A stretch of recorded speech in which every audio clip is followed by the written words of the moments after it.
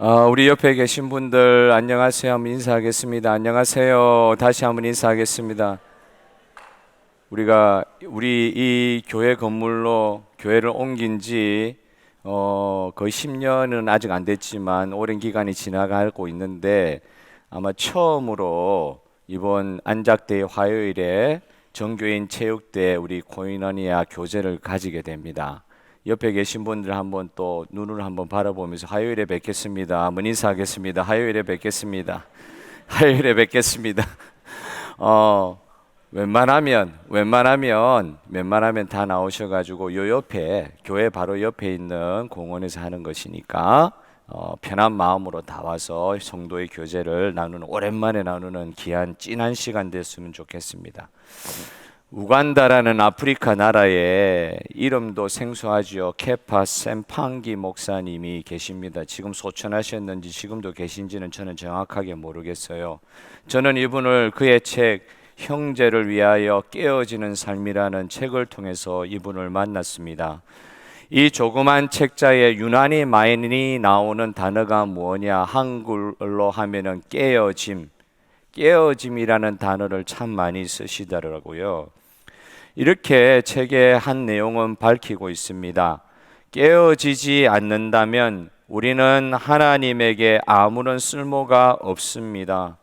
또한 깨어지지 않는다면 우리는 교회 공동체에도 아무런 쓸모가 없습니다. 자기 자신이 먼저 깨어져야 되겠고 교회 공동체를 바라보니까 개개 성도들이 이런 경험을 해야 되겠다는 말을 강조해서 써놓았습니다. 저는 맞다고 생각합니다. 공동체 생활이 함께 교회를 이루어가는 삶이 그렇게 쉽지 않다는 자기의 간증을 이야기하는 거예요. 내가 안 깨어지고 교회에 한 성도로서 생활하는 것도 쉽지가 않다. 내가 깨어지지 않는데 교회 안에 성도 간의 교제가 이루어질 수 없더라 하는 것이 그의 간증이기도 하고 우리 모두의 간증일 수도 있겠다 싶습니다. 이런 말을 그가 하면서도 좀 더 솔직한 자신의 심정을 다음과 같이 또 나누더라고요. 성도들을 바라보면서 하는 말입니다. 자기를 포함하여 우리는 너무 교만해서 우리의 삶을 완전하지 못한 사람들에게 내어주려 하지 않습니다. 내보다 못한 사람들한테 절대 내 삶은 내어줄 여유가 없어요. 우리는 죄인을 위해 자신을 잃어버리기를 원하지 않습니다. 이게 솔직한 말 아닌가 싶어요. 내가 내보다 좀 잘난 사람, 그렇게 흠모할 만한 그런 사람에게 나를 내어주면 내어주지. 어떻게 저런 죄인을 위해서 내 삶 살아온 게 얼마나 귀중한데 그 삶을 잃어버릴 수가 있단 말이에요. 이게 이제 자기 솔직한 심정이라는 거예요. 더 솔직한 그런 말이 가슴에 와닿았습니다. 주님, 나는 이런 죄인들을 위해 죽고 싶지 않습니다. 죽을 만한 상황들이 많았던가 봐요. 이디 아민이라는 여러분 우간다의 독재자가 있었을 때에 목회했던 사람이에요. 죽을 만한 그런 어려움이 많았던 것 같아요. 특별히 교회 예배 드리고 있는데 비밀 경찰들이 그다음에 배신자들이 막 교회에서 일어나가지고 교인인 줄 알았는데 막 자기를 잡으러 오고 막 이런 일들이 많이 있었던가 봐요. 주님, 나는 이런 죄인들을 위해 죽고 싶지 않습니다. 이 자기 솔직한 심정이네. 다른 사람은 없습니까, 하나님? 더 감사할 줄 알고 더 재능 있는 사람들 말입니다. 그런 사람도 우리 교회에 없습니까? 당신의 나라에서 내가 보다 성공적이라고 느끼게 해줄 그런 사람들이 우리 교회는 없다는 말입니까? 목회를 하면서 그가 고아원도 운영을 하고 그랬던가 봐요. 그러는 가운데 이런 경험을 이 책에 썼습니다. 사역의 대상인 사람들 한 분 한 분을 경험하게 되면서 이웃을 사랑하라고 하시는 예수님의 말씀을 적용하기가 너무너무 어려웠다는 것을 솔직하게 고백하는 거예요. 그러나 그는 저도 이제 설교하기 위해서 성경 읽는다는 말을 들으면 참 기분이 나쁜데 설교하기 위해서라도 성경을 읽으니 다행인 줄도 모르겠어요.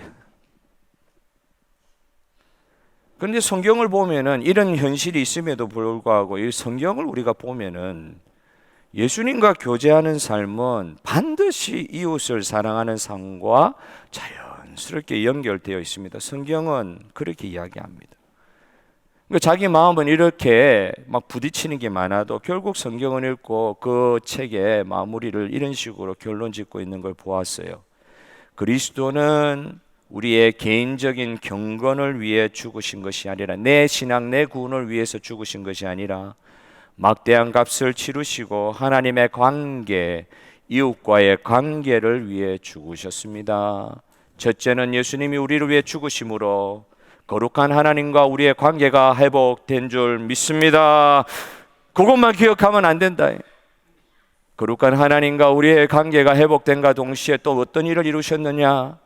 우리 주변의 이웃들과의 관계도 회복되도록 우리 주님께서 십자가와 부활의 구속의 사역을 완성하셨다. 따라서 그러한 관계가 틀어졌을 때, 이웃과의 관계가 틀어졌을 때, 하나님과의 관계가 틀어졌을 때 우리의 경건은 하나님 앞에 가증스러운 것이 됩니다.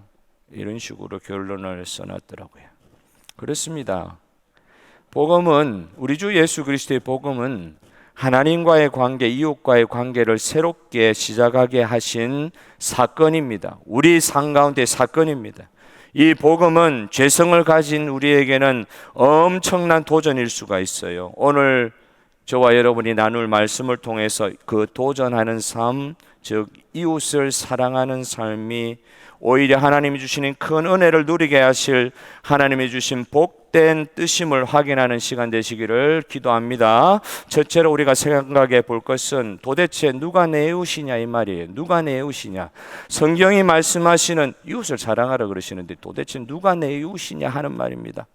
오늘 본문은 복음서에서 나오는 이웃이라는 단어를 형제로 바꾸어 사용하고 있습니다. 물론 이 본문은 갈라디아서 6장 10절에 보면은 구제를 할 때나 사랑을 베풀 때 더욱더 믿음의 가정부터 하라는 그런 순서를 정해 주셨지요. 그때 믿음의 가정, 믿음의 형제를 뜻할 수도 있겠으나 복음서에서 예수님께서 먼저 사용하여 주신 이웃이라는 단어로 interchangeable, 그렇게 바꾸어 이해하여도 크게 무리는 없을 듯합니다.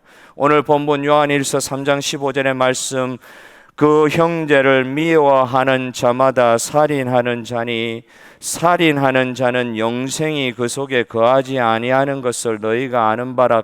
그 위에 본문의 말씀을 보면은 가인이 왜 자신의 그 살인하는 그런 일들 그 상 가운데 벌어졌느냐, 그가 하나님을 사랑하지 않는 것이 그렇게 증명되었다고 말씀하고 있습니다. 그러면 이 본문에서 말하는 형제, 곧 우리의 이웃은 누구를 의미합니까? 우리는 누구를 도대체 사랑해야 된다는 말씀입니까? 이 본문을 보면서도 유대인들, 바리새인들은 구약의 말씀을 자기 식대로 해석했던 것을 보게 됩니다. 그 앞에 마태복음 5장 43절의 말씀, 또 내 이웃을 사랑하고 내 원수를 미워하라 하였다는 것을 너희가 들었으나, 예수님께서 구약에 있는 말씀을 해석한 바리새인들과 유대인의 해석을 지금 이야기하시는 거예요. 참 안타까운 것은 성경에 예수님께서 이런 말씀을 하셨음에도 불구하고 이 바리새인들의 구약에 대한 해석이 너무나도 레위기 19장 18절의 말씀을 자기들은 잘 해석했다 생각하는 거예요. 어떻게 해석하느냐? 너의 이웃은 사랑하지만 너 원수는 미워해도 된다는 식으로 해석하는 그 유대인 바리새인들의 해석을 주님께서 질타하시면서 한번 볼까요? 주님의 말씀 듣기도 전에 이미 구약의 말씀은 저와 같은 평범한 사람도 구약의 말씀을 보면 어떻게 이렇게 해석할 수 있냐 말이에요.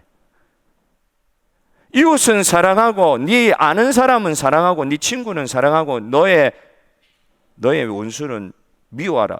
당연히 미움받을 만한 짓을 하는 인간들이니까 미워하라.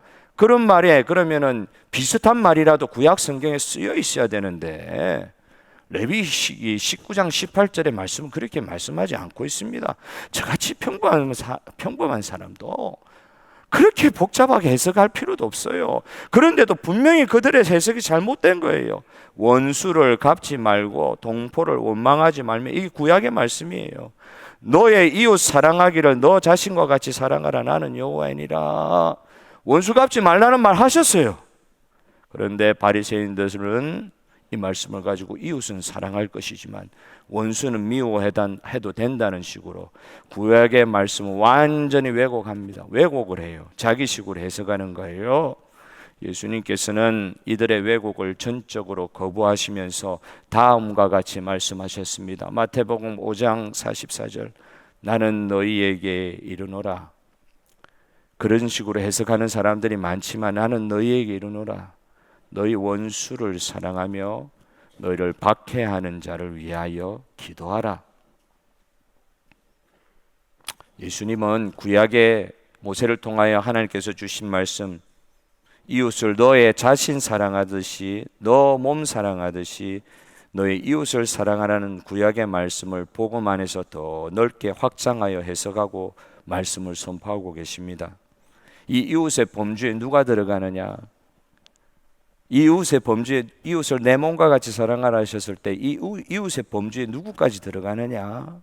원수까지도 들어가고 자신을 박해하는 자들까지 그 이웃에 포함시키고 계신 거예요. 그러면서 마태복음의 말씀 뒤에 뭐라고 되어 있냐면 하나님의 사랑의 온전하심까지 나아가라고 말씀을 덧붙여 놓으셨어요. 저와 여러분을 온전케 하시는 하나님, 우리를 구원하신 하나님인 줄 믿으시기를 바랍니다. 아유, 내 뜻하고 상관없이 우리 주님이 하신 일인데요. 예, 주님은 뜻을 두고 행하셔요. 어떤 뜻을 두고 행하시냐? 하나님의 온전함과 같이 우리를 온전케 하시려고 하시는 목표와 뜻을 두고 우리를 구원하여 주신 아버지 하나님이십니다. 온전한 하나님의 사랑은 무엇 하는 것까지 포함하고 있습니까? 어디까지 포함하고 있습니까? 우리 하나님까지 같이 온전한 사랑에 이르기 원하는 우리 성도들의 마음이 어느 때까지, 어느 정도까지 나가야 할지에 대해서 말씀하고 있는 거예요. 따라서 우리가 사랑하고 섬겨야 하는 사람의 범위를 제한하려고 하잖아요. 우리는 친한 사람부터 시작해서 이렇게 레이어를 만들어 갑니다. 제일 친한 사람, 덜 친한 사람, 조금 봐줄 만한 사람, 조금 더 이상한 사람, 이거 죽일 놈, 이렇게까지 이제 레이어를 자꾸 이렇게 겹을 쌓아서 나가잖아요. 그 제한하는 시도잖아요. 우리가 사랑하고 섬겨야 되는 사람들의 범위를 스스로 제한하잖아요. 근데 이게 오늘 말씀을 보니까 이게 참된 태도가 아니다. 예수 안에서 온전함을 사모하는 자의 성도들의 삶의 태도가 이것이 아니다. 예수님을 믿지 않는 사람들은 다른 종교인들 나하고 전혀 상관없고 전혀 나하고 뜻이 다른 사람들까지도 선한 사마리아인처럼 도와야 될 것에 대해서 주님은 말씀하셨어요. 물론 그들과 먼저 복음을 나누어야 될 것을 말씀하시고, 하지만 그와 동시에 물질적인 축복도 내 종교 다르고 내 상황 다르고 어떤 면에서 원수와 같은 사람들이라 할지라도 그들을 배고파하는 거, 배굶어하는 거 그렇게 보고 있지 마라. 영적인 축복을 나눔과 동시에 물질적인 축복도 나누어야 된다. 영적 부요함을 나누음과 동시에 물질적 축복을 나눠야 된다. 사랑하는 성도 여러분, 우리가 이 말씀을 너무 복잡하게 해석하지 않기를 바랍니다. 여러분은 이웃을 위하여 그 이웃의 범주가 어디까지 확장된다고요? 우리 주 예수님의 이웃에 대한 해석을 말씀을 통해서 보았습니다. 여러분 이웃을 위하여 눈물 흘리며 기도하실 수 있으십니까? 나아가서 원수를 위하여 눈물 흘리며 기도할 수 있습니까? 이 죄 많은 세상, 이 죄인으로 가득 찬 이 세상에 그 누가 부르짖으면서 내 삶은 부르짖을 환경이 아니에요. 먹고 살만해요. 그리고 별로 어려움 없어요. 매니지 할만해요. 근데 이 죄 많은 세상을 보면서 부르짖으면서 이 땅을 구원케 할 수 있는 자들이 있습니까? 상한 많은 사람들이 치유되기를 바라며 그들의 고통을 내가 다 알 수는 없지만 저 사람들을 보면서 긍휼히 여기는 마음으로 기도하며 그들의 치유를 바라며 정말 눈물 흘릴 수 있습니까? 사람들이 진정 불쌍히 여겨지십니까? 어떤 아픈 사람을 위해서 기도하더라도 가끔씩 이 충격받을 때가 있어요. 제가 스스로 막 떨 때가 있어요. 뭐냐, 내가 어떤 아픈 분들을 위해서 기도하는 순간에도 하나님 나에게 치유의 능력을 달라고 기도하고 있는 거예요. 아픈 사람 치유를 해야 되는 기도를 하는 거, 불쌍히 여기는 마음으로 기도하는 거 시작했는데 어느 순간에 그 기도도요, 이 사람 불쌍하지만 어쨌든 하나님 내가 기도하지 않습니까? 내 기도를 통하여 이 사람 치유되는 은혜를 주시옵소서. 어떤 면에서 내 중심으로 또 변화되는 거예요, 기도의 제목이. 여러분, 원수 박해하는 자들, 나를 진짜 집요하게 따라다니면서 괴롭히는 사람도 있지요. 고개 흔드시는 분 3분 보았습니다. 우리 교회는 평안해가지고 막 쫓아다니면서 죽이려고 달라드는 분, 그런 분들은 없으신가 봐요. 박해하는 자들이 그런 사람들이잖아요. 근데 이런 사람들도 사랑하게 해달라고 여러분 본문 말씀의 기준으로 여러분 기도하고 계십니까? 두 번째, 여러분 순간의 기분이 아니라 섬김의 정신으로 이웃을 대하는 데까지 나아가라고 오늘 본문 말씀하고 계신 것 같아요. 사랑, 하도 유행가 가사의 90% 이상은 다 사랑이 사랑. 그러다 보니까 입에 발린 게 그냥 사랑이라. 사랑은 감상적이거나 이기적인 감정, 그런 것들을 막 표현을 많이 해놨는데 오늘 성경의 말씀을 보니까 그 사랑이라는 건 뭐냐? 다른 사람을 섬기기 위해 자기 자신을 희생하는 것이 사랑이다. 이게 성경의 사랑에 대한 정의예요. 내가 그렇게 사랑했는데 너는 왜 나를 사랑하지 않느냐, 짝사랑. 그런 사랑, 그것도 사랑의 한 일부분일 수도 있는데 진짜 사랑이 뭐냐? 감상적이나 감정으로 끝나는 게 아니고 다른 사람을 섬기기 위해 자기 자신을 희생하는 게 사랑의 정의다. 어떻게 보면 너무 세고 이런 말씀은 좀 성경을 읽어 이런 말씀 좀 뺐으면 좋겠는데 하는 그런 급진적인 표현들이 오늘 본문에 나와 있어요. 그럼에도 불구하고 명확하게 사도 요한은 밝히고 있어요. 선심을 베푸는 척, 그냥 겉으로만이라도 선심을 베푸는 척 하면서도 그런 태도라도 있으면 얼마나 좋아요. 도우면서도 자기 의를 세우는 그런 것이 있을 수 있잖아요. 진짜로 참여하지 않으면서도 말로만 피상적으로 헌신하는 거, 그런 거 사랑이라는 이름으로 포장될 수 있는데 그거 사랑 아니다 하면서 아래와 같이 말씀합니다. 요한복음 3장 16절의 말씀이 요한일서 3장 16절의 말씀하고 여러분 같이 기억이 됐으면 좋겠어요. 오늘 읽은 요한일서 3장 16절의 말씀을 다 같이 읽겠습니다. 시작. 그가 우리를 위하여 목숨을 버리셨으니 우리가 이로써 사랑을 알고 우리도 형제들을 위하여 목숨을 버리는 것이 마땅하니라. 여기서 탁 걸리는 거예요. 흉내는 내보겠는데 목숨을 버리는 것이 마땅하니라. 우리 형제들을 위하여, 우리 이웃을 위하여. 어떤 면에서 예수님이 확장시킨 이웃의 개념에는 원수들을 위해서도 목숨을 버리는 것이 마땅하니라. 형제 사랑은 이웃을 위해 목숨 버리는 것이다, 이렇게 표현하시는 거예요. 왜 이런 표현을 하느냐? 오늘 본문의 말씀을 보니까 예수님께서 그렇게 하셨기 때문에.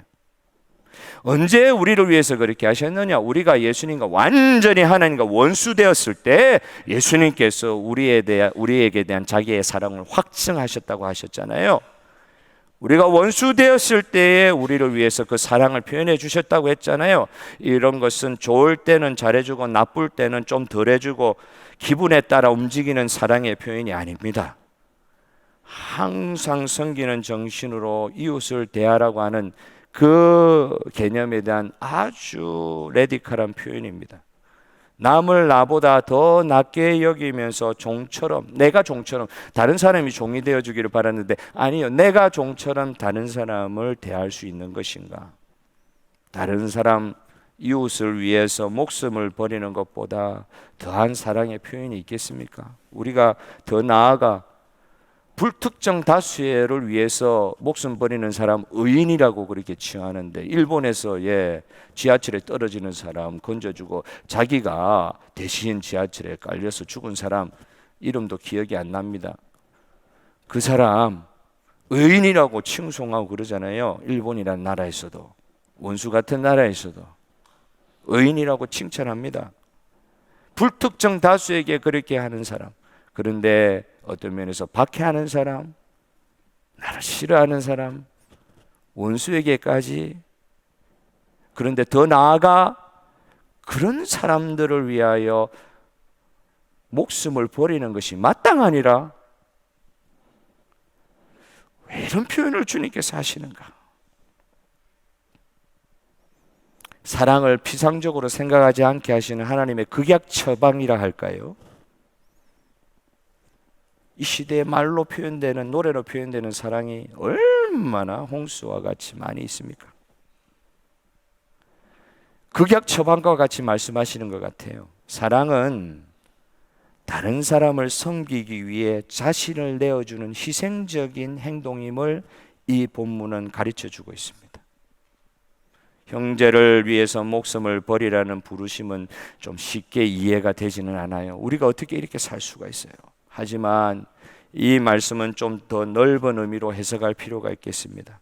우리가 다른 사람을 섬기는데 기꺼이 자신을 내어주려 할 때 이 표현을 조금 극약 처방과 같은 센 표현을 쓰시는 거예요. 목숨을 버린다. 다른 사람을 섬기는데 기꺼이 내 자신을 내어준다. 이 표현을 다른 사람을 위해서 목숨을 버린다. 이런 표현으로 세게 표현하신 거예요.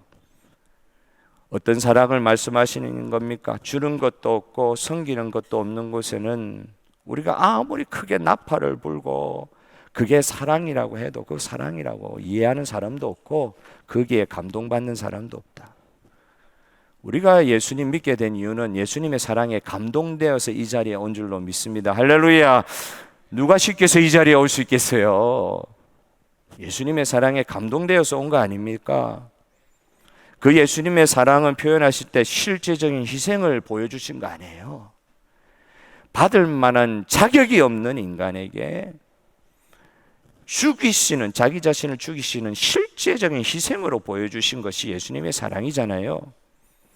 예를 들어서 나는 전 인류를 사랑합니다. 사람들이 너무 불쌍하고 사랑합니다. 이런 표현 하시는 분들이 있어요. 나는 인류를 사랑한다고.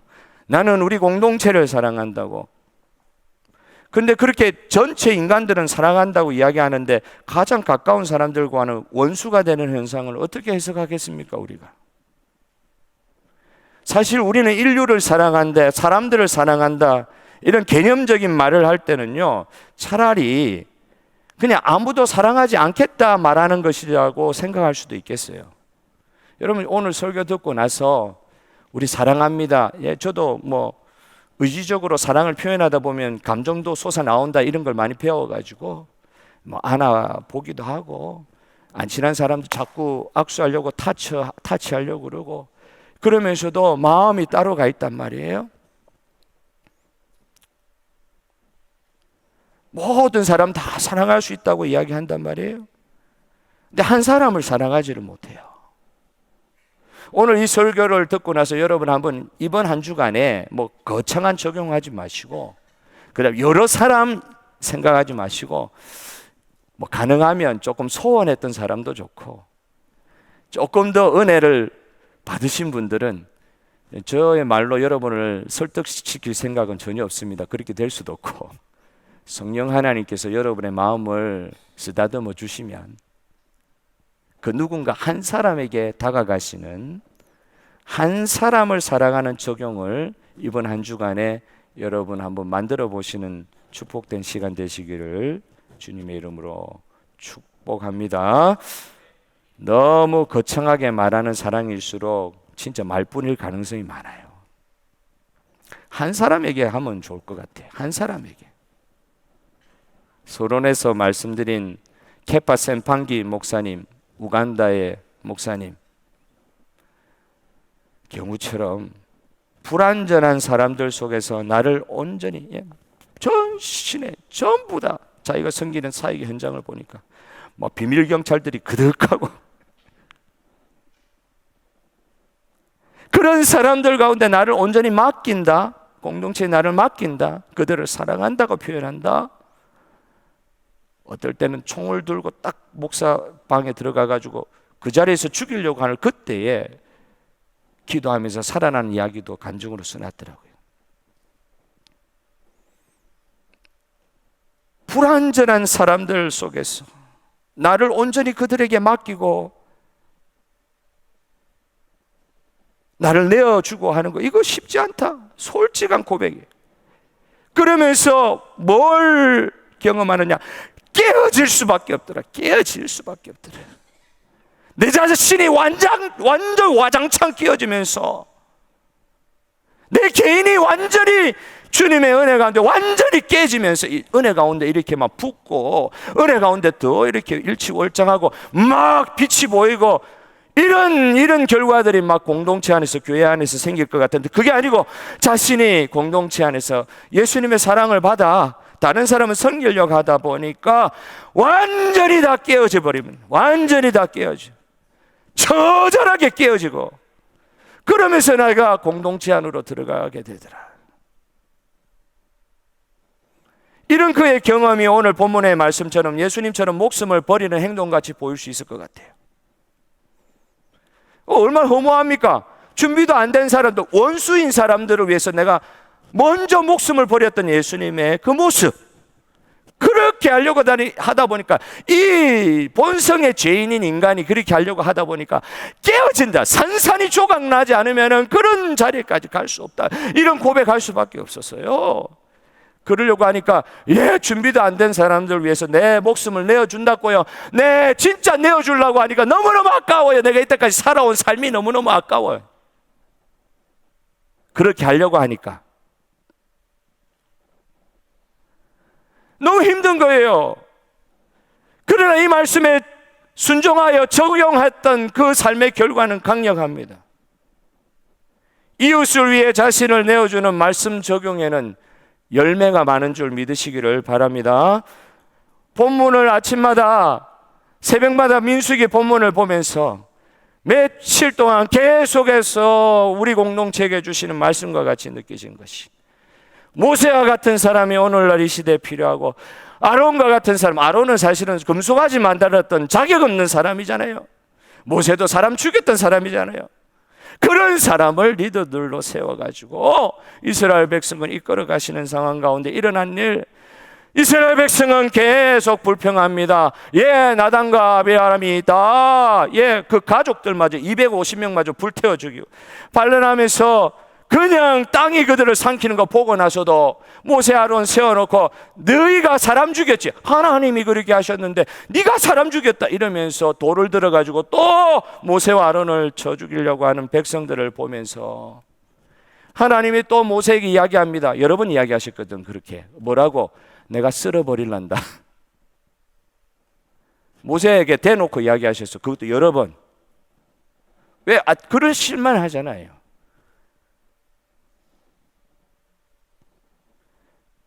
그런데 모세가 아론 보고 향로 빨리 들고, 지금 사람들이 막 죽어가고 있는데 그 길을 들어가라는 거예요. 그 안으로 들어가라. 죽은 자와 산자의 사이에 향로를 가지고 들어가라. 하나님은 분명히 선포하셨어요. 내가 다 쓸어버리겠다. 너를 위해, 너를 통해서 한민족 다시 만들어 줄게. 그런 말을 직접 들었으면 아무 생각 없으면 말한 대로 할게요 이렇게 할 거예요. 말한 대로 할게요. 근데 모세의 가만 본문을 보면은 말은 안 나와 있어요. 직접적 표현은 안 돼 있어요. 그러나 모세는 어떻게 행동하느냐? 하나님의 속마음을 알았던 것 같아요. 하나님 저렇게 말씀하시면서도 죽이려고 하시는 게 아니다. 하나님 속마음이 있는, 하나님 겉으로는 죽이라. 그런데 하나님의 속마음을 눈치를 챈 거예요. 낌새를 눈치를 챈 거예요. 그 하나님의 속마음을 알고 나서는 그 말도 안 되는 백성들 그 사이로, 지하기 죄 때문에 죽어가는 백성들 사이로 자기도 죽을 수도 있는데 향로 들고 들어가는 것입니다. 사람이 죄성이 많아가지고요, 죄 많은 세상을 보면서도 막장 드라마와 같은 막장에 이러고 사고가 나기를 바라는 그런 마음, 옹한 마음들이 있는 거, 저도 깜짝 놀랄 때가 있어요. 슬프다 이런 게 아니고요, 어떤 사회학자가 이야기했듯이 심판에 이르고 돌로 치려하는 희생양 삼기 심리가 우리 공동체 전체에 가득하다. 세상은 항상 자기 대신 죽을 희생양을 찾아왔다. 우리의 재성이 무엇입니까? 자기는 안 죽고 남을 희생해서라도 자기를 지키려 하는, 이게 우리 재성 아닙니까? 남을 죽여서라도 나를 살리는, 그게 우리의 재성 아닙니까? 근데 하나님의 속마음을 눈치챈 모세가 도저히, 명분은 있죠. 하나님 그래 말씀하셨죠. 나는 하나님 말씀한 대로만 합니다. 이렇게 못하겠는 거예요. 하나님 속마음을 눈치챈 거예요. 진정한 중보자는 하나님의 속마음의 실체를 조금이라도 알아가려고 하는 사람인 것 같아요. 반역하는 백성들을 죽이시려는 하나님을 막아서는 것은 진짜 하나님의 속마음의 그 한 부분을 보았기 때문에 그렇게 할 수 있다고 생각합니다. 진짜 하나님 속마음이 뭐냐? 저주받아가지고 멸망하는 거 원치 아니하시는 하나님의 마음을 보고 속죄의 중보자의 자리로 자기도 모르게 뛰어 들어가는 겁니다. 하나님의 속마음을 알아차린 자는 자신을 내어주는 자리에 뛰어들 수 있습니다. 이게 뭐냐? 말로만의 사랑이 아니라 실제적인 희생이 있는 사랑이다. 이번 한 주간 나는 온 인류를 사랑합니다. 우리 민족을 사랑합니다. 호주를 사랑합니다. 이 말 나쁜 말이라는 뜻은 아니에요. 이런 말 다 하시면서도 어떤 한 사람을 집중하여 그에게 사랑 표현하는 이번 한 주간 되시기를 축복합니다. 마지막으로 가장 큰 계명과 가장 큰 사명을 완성하는 것이 주님이 명령하신 이웃 사랑이더라. 우리에게 줄 수 있는 것 두 가지를 주님께서는 선포하셨어요. 우리에게, 우리가 먼저 받은 거예요. 우리가 먼저 받은 건데 그거 받은 거 가지고 줄 수 있다고 하신 것이 두 개가 있어요. 사람들에게 줄 수 있다고 하신 것이 두 개가 있어요. 첫째, 뭘 우리가 줄 수 있느냐? 하나님이 우리에게 주신 최고의 계명을 우리가 받았기 때문에 또한 세상 가운데 줄 수 있다. 하나님이 우리에게 주신 가장 큰 계명이 무엇입니까? 마태복음 22장 29절 30절에 보면 내 이웃을 내 몸과 같이 사랑하라 하셨으니 이 두 계명이 온 율법과 선지자의 강령이니라. 하나님을 사랑하고 내 이웃을 내 몸과 같이 사랑하라는 이것이 온 율법과 선지자, 구약 성경 전체라는 말이에요. 확장하면 우리가 가지고 있는 성경 전체를 딱 두 마디로 하나님 사랑, 이웃 사랑, 하나님 사랑, 이웃 사랑, 이게 율법의 강령이다. 핵심 요약이다. 말씀을 잘하는 사람들이, 이 말씀을 잘한다는 사람들이 그러면 오늘 본문에는 어떻게 한다고 이야기하고 있습니까? 이 말씀을 알고 있어요. 그런데도 요한일서 3장 17절에 이렇게 이야기합니다. 누가 이 세상의 재물을 가지고 형제의 궁핍함을 보고도 도와줄 마음을 닫으면 하나님의 사랑이 어찌 그 속에 거하겠느냐?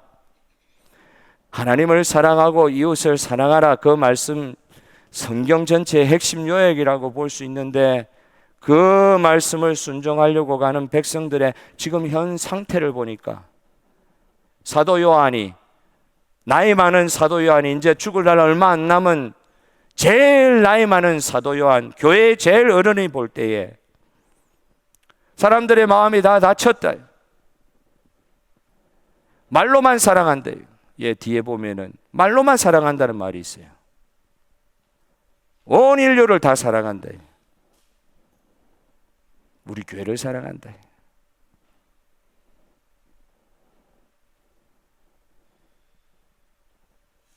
이 세상 이웃들과 형제들의 지금 상황이 어떻다는 겁니까?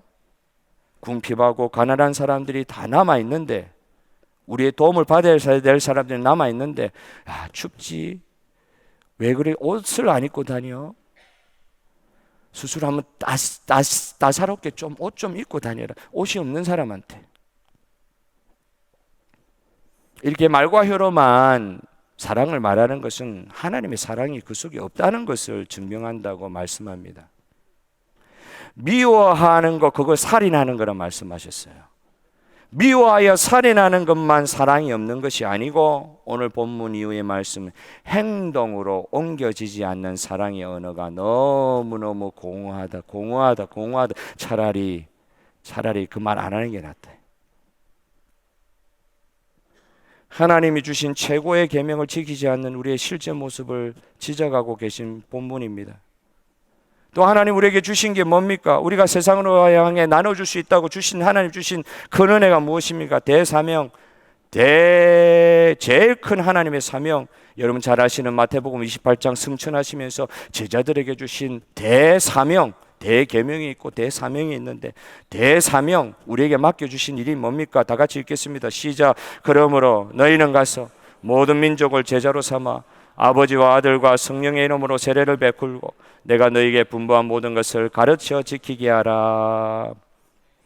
이 사명을 잘 알고 있는 우리들이 어떻게 한다는 말입니까? 오늘 본문에 나오지 않지만 로마서 10장 14절에 보면 그런즉 그들이 믿지 아니하는 일을 어찌 부르리요? 듣지도 못한 일을 어찌 믿으리요? 전파하는 자가 없이 어찌 들으리요? 그 뒤에 아름다운 자들, 복음을 전하는 아름다운 자들의 발이라는 축복의 내용이 있기는 하지만 연상을 가만히 보면 실제로 복음을 전하는 사명을 감당하는 사람이, 복음을 전파하는 사람이 별로 없어 보인다 하는 느낌을 주는 본문이잖아요. 하나님이 주신 최고의 최대의 사명을 대하는 우리의 현재의 모습, 요한일서에 최고의 계명을 주신, 율법의 요약을 가르쳐 주신 이스라엘 백성들, 교회 안에 있는 성도들마저도 마음을 닫고 있다면, 복음을 들어야 될 사람이 지천에 깔려 있는데도 전파하는 사람이 없다.